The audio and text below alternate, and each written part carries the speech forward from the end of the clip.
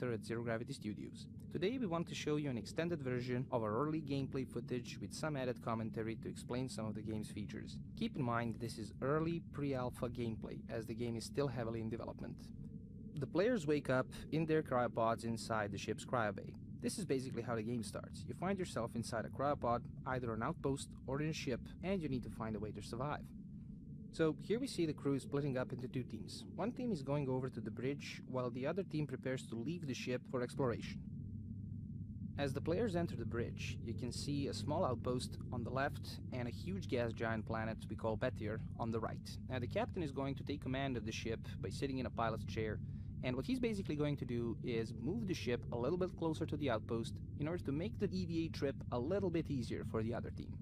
Now, both the station and the ship are in orbit around the planet in a solar system of 1/3 of real scale, so the gas giant is around 50,000 kilometers across. Now, since the distance between the ship and the station is relatively small, the captain can pilot manually without any problems. However, if the distance were any larger, he would need assistance from the ship's nav computer to match the orbital velocity, as both the ship and the station are moving at extreme speeds around the planet. Now, in the meanwhile, the other team is preparing to leave the ship and enter the hard vacuum of space. Therefore, they are putting on their pressurized suits, helmets, and taking with them their jetpacks, so they can maneuver a little bit easier in zero-gravity environment.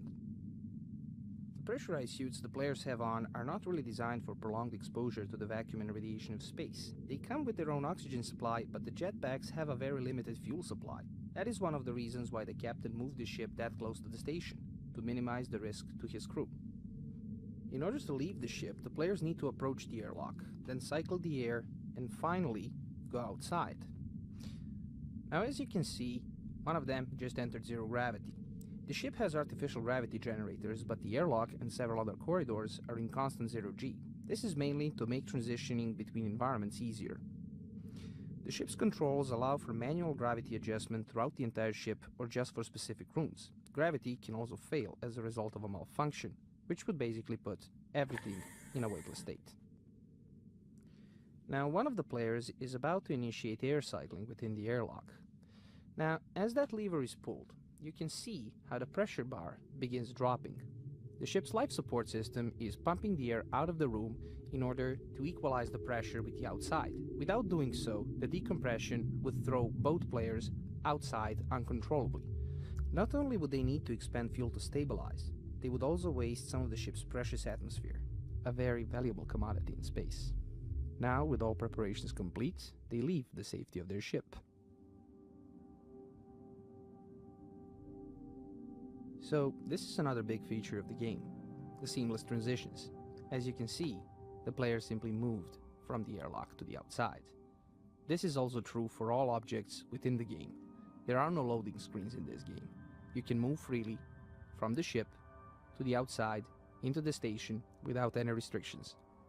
Now, as the players are approaching the station, you can see that the outpost has an airlock very similar to the one found in their ship. This is what is usually used as a docking port, but since the outpost seems to be running on emergency power, docking the ship with it might not be possible. So the two of them split. One is going to stay outside and search for a way to restore power to the station, while the other one moves inside and tries to see if the life support system was still running on emergency power. Because if it was, it would mean that the station still has some breathable air left that they can use instead of their own suit supply. So it would seem that the life support system on the station is still running and the air is being pumped back into the airlock, but without restoring the power, it might not be possible to move further. It seems that the player on the outside has found a way to deploy the station's solar panels, restoring power to the station. Now, this is one of the features of the game. Most problems will not always be obvious. Sometimes you will actually have to search for a way to repair a ship or a station before you can explore.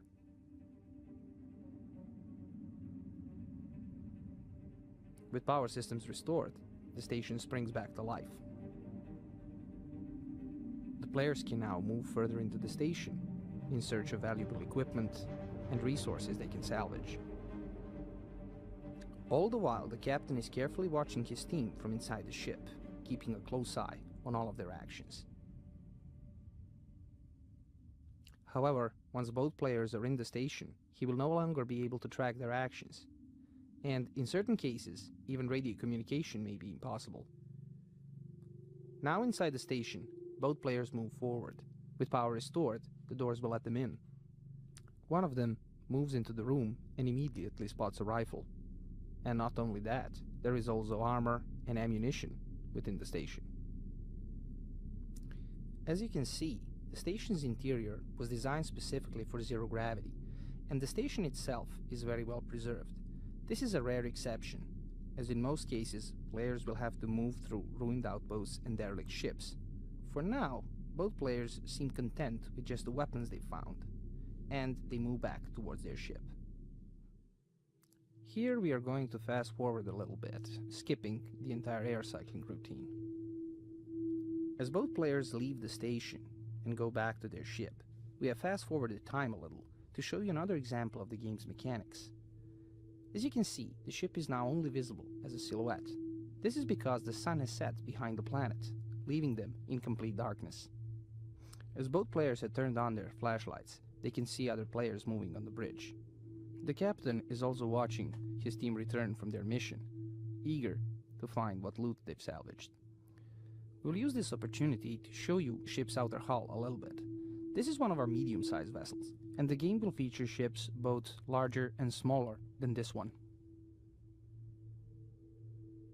And here you can see orbital mechanics at work.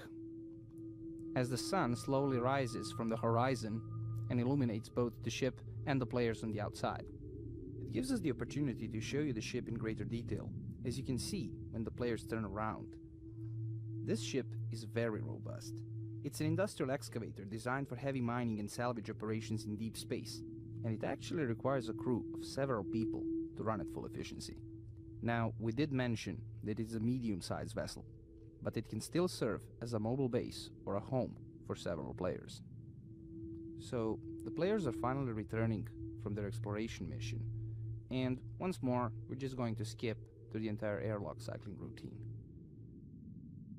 The players are now back in full gravity, but it does seem that something is amiss, as they don't look ready to surrender their salvage just yet. And judging by their actions, it looks like they're planning a takeover. Here, they kill one of the former crew members on his birthday, and it looks like Captain Dimbe is about to be relieved from duty. This is another important feature. There are no artificial limitations for player interaction, because in the world of HELLION, you live or die according to your choices.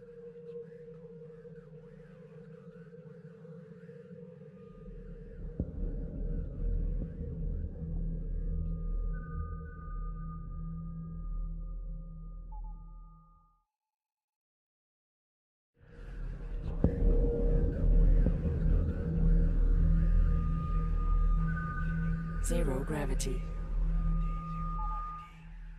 Hello everyone, and welcome back to the world of HELLION. I'm Milo Živković, a story writer here at Zero Gravity Studios, and this time we want to share with you our second gameplay video. This video is about to focus on new gameplay elements and player cooperation, or what happens when they are not trying to shoot each other and take over the ship. So the three main features that we have in this video are asteroid mining, station building, or salvaging, however you want to call it, and a brand new ship for you to play with. So this ship is a basic utility vessel, and the first ship the players will have access to. This is a basic or stock version of it. As you explore the system of HELLION and gather additional tools and resources, you will be able to upgrade and customize it towards your playstyle. Mining is the first new feature that we wanted to demonstrate in this video, so we need to prepare our characters for exposure to vacuum and equip them with appropriate tools for the task at hand. Now this is the hand drill, the most basic mining tool you can have. It comes with a battery and a canister, so it cannot operate indefinitely, but it is more than adequate for all the early tasks in the game. It can also be used as a weapon if you find yourself in a really bad situation. Don't worry, we do not expect any bloodshed this time. The new captain made sure everyone was unarmed for the mining trip. After all, he knows exactly why they are one man short.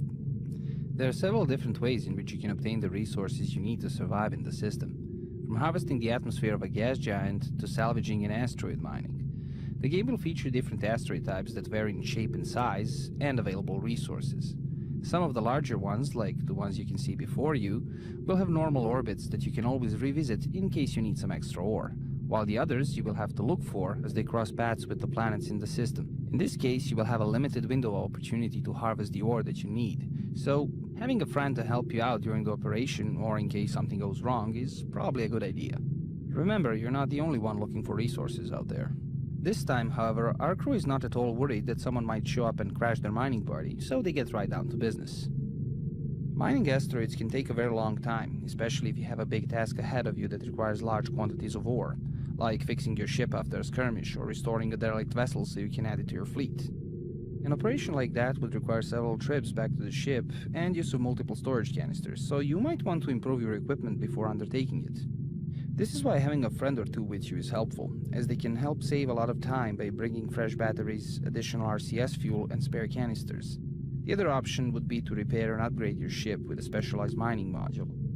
Outfitting your ship with one might not be easy, but it is well worth the investment if mining is the name of your game. Also, keep in mind that various asteroids and meteoroids will have different types of ore and in different quantities, so you might actually require a lot more than just one trip to finish the operation you have planned. The mining operation is complete, although we might have cut down on the necessary time just a little bit, and the crew is finally returning to the ship. Now, in the following part of the video, we will focus our attention at station building in the world of HELLION, but before we do that, we can use this opportunity to show you a bit more of the ship. It is faster and slightly more maneuverable compared to other ships in the Altair Corporation's fleet. It has a large cargo hold and an aerodynamic hull designed for harvesting gas giant atmosphere. It also features a top-mounted airlock that can be used to dock the ship directly to other stations or with other Altair Corporation vessels. With the crew safe and sound aboard the ship, we can move on to the next part. Base building in HELLION is a bit different from other games. The system is a wasteland full of ruins and derelict ships, so we wanted to shift the focus from building new to repairing and restoration of what was once destroyed. Throughout the game, you will find many sites like this. Some modules will be severely damaged or destroyed, while others may need extensive repairs to once again work as intended. Some may be so damaged, in fact, that looking for a new site might be more efficient than repairing the model that you've just found. Finding these sites is not an easy task, so you might need to look for hints or clues on sites that you do manage to find. Once the players have located a site, the next step is exploring it for useful equipment. Keep in mind that even if a module is unusable, some of its components may be intact and useful for maintaining your own station in proper condition.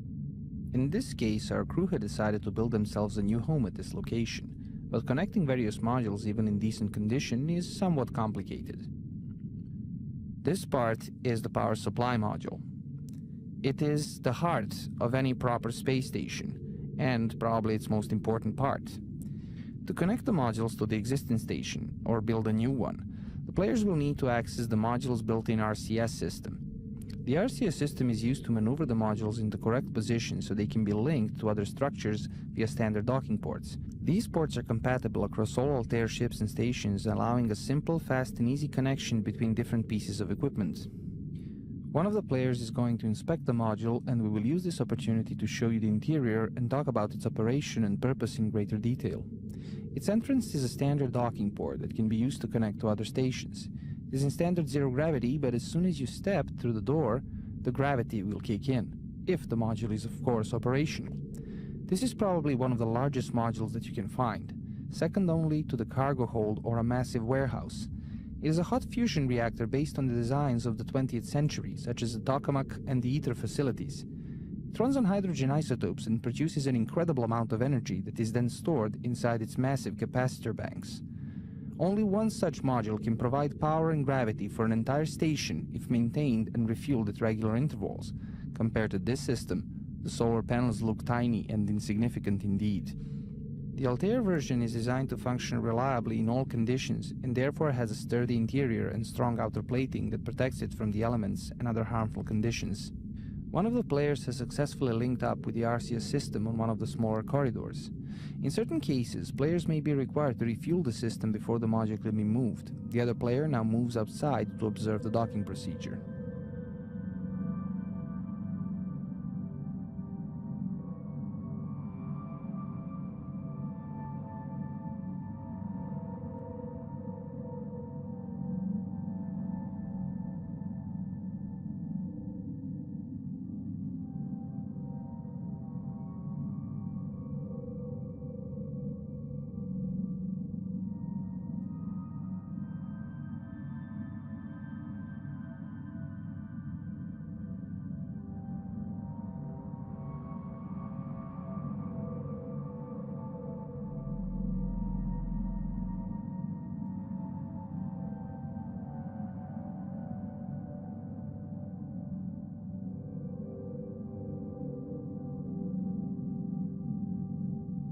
Once the modules have been connected, the player can move freely between them.